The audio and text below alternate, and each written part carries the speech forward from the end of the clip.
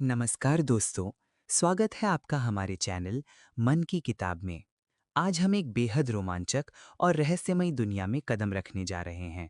हम बात कर रहे हैं टोनी कॉरेंडा की महान पुस्तक 13 स्टेप्स टू मेंटलिज्म के अध्याय 4 के बारे में। ये अध्याय प्रेडिक्शंस यानी भविष्यवाणियों और उन्हें हकीकत में बदलने वाले इंडेक्सेस के बारे में है। अगर आप मेंटलिज्म में भविष्यवाणियों के उस्ताद बनना चाहते हैं, तो ये वीडियो आपके लिए किसी खजाने से कम नहीं है। तो चलिए शुरू करते हैं। दोस्तों, इस अध्याय की शुरुआत होती है एक बहुत ही पावरफुल टूल से, जिसे कहते हैं द पॉकेट इंडेक्स। कॉरिंडा बताते हैं कि एक मेंटलिस्ट के लिए ये जेब में 52 तरीके रखने जैसा है।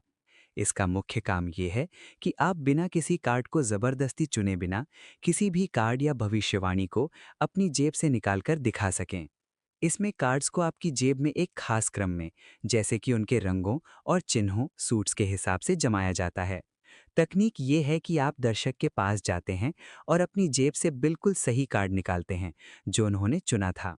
कोरिंडा सलाह देते हैं कि जेब से निकालते समय कार्ड का चेहरा आपकी तरफ होना चाहिए, ताकि आप उसे दिखाने से पहले जांच सकें कि वो सही है या नहीं। इसी के साथ आता है द बिलेट इंडेक्स। ये छोटे कागज की पर्चियों के लिए होता है। ये आपको बिना किसी ट्रिक के पकड़े जाने के डर के अद्भुत प्रभाव पैदा करने की शक्ति देता है। अगला टूल है सिगरेट पैकेट पैलेट इंडेक्स। ये एक छोटा सा उपकरण है जो सिगरेट के पैकेट जैसा दिखता है। इसका इस्तेमाल छोटी छोटी भविष्यवाणियों की पर्चियों को व्यवस्थित रखने के लिए किया जाता है, ताकि आप खेल खेल में और बिना किसी का ध्यान खींचे सही पर्ची निकाल सकें। यहाँ मिस डायरेक्शन यानी लोगों का ध्यान भटकाना बहुत जरूरी है। इसके बाद आता है बॉडी इंडेक्स। सोचिए, अगर आपकी जेबें भर जाएं तो क्या होगा। तब आप अपनी भविष्यवाणियों को अपने शरीर पर अलग अलग जगहों पर छिपाते हैं। इसे बड़ी चालाकी से ऐसी जगहों पर रखा जाता है जहां आप आसानी से हाथ डालकर निकाल सकें और किसी को शक भी न हो। ये बिना ज्यादा तामझाम के काम करने का एक बेहतरीन तरीका है। अब बात करते हैं मेंटलिज्म के सबसे प्रसिद्ध टूल्स में से एक की, द स्वामी गिमिक। ये एक छोटा सा उपकरण है जो आपको परफॉर्मेंस के दौरान ही गुप्त रूप से कुछ भी लिखने की आज़ादी देता है। ये कार्ड्स को फोर्स करने या लिफाफे बदलने की मुश्किल को खत्म कर देता है। कोरिंडा कहते हैं कि ये भविष्यवाणियों को आसान और जादुई बना देता है।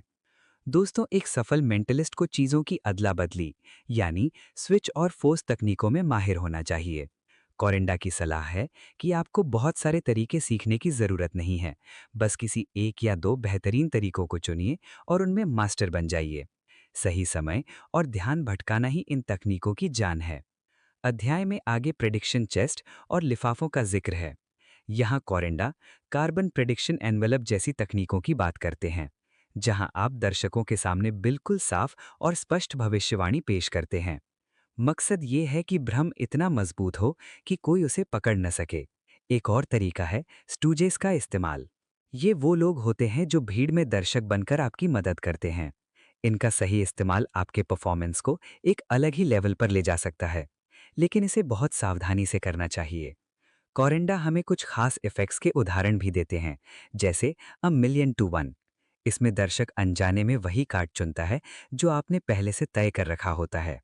एक और इफेक्ट है क्वाड्रप्लिकेशन, जिसमें कार्ड्स पर लिखे शुरुआती अक्षरों से एक सरप्राइजिंग खुलासा होता है। चाहे आप बड़े स्टेज पर हों या किसी छोटे कमरे में, आपको अपनी तकनीक को उस माहौल के हिसाब से ढालना चाहिए। अंत में कोरिंडा कुछ बहुत ही महत्वपूर्ण सुनहरे नियम देते हैं। पहला, स्पष्टता, यानी आपकी भविष्यवाणी सीधी और साफ होनी चाहिए। दूसरा, दोहराव नहीं, बार बार ये मत दोहराइए कि आपने क्या किया, इससे फ्लो टूट जाता है। तीसरा, जुड़ाव, दर्शकों के साथ हंसी मजाक बहुत जरूरी है। और चौथा, आत्मविश्वास, आपका विश्वास ही आपके जादू को सच बनाता है। तो दोस्तों, ये था 13 स्टेप्स टू मेंटलिज्म का अध्याय 4। कोरिंडा कहते हैं कि मेंटलिज्म में सिर्फ नतीजा मायने नहीं रखता, बल्कि वो सफर मायने रखता है जिससे आप उस नतीजे तक पहुंचते हैं।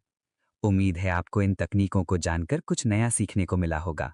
अगर आप अपनी मेंटल पावर को बढ़ाना चाहते हैं तो अभ्यास करना ना भूलें। वीडियो को लाइक करें, शेयर करें और मन की किताब को सब्सक्राइब करना ना भूलें। मिलते हैं अगले अध्याय के साथ। तब तक के लिए नमस्ते।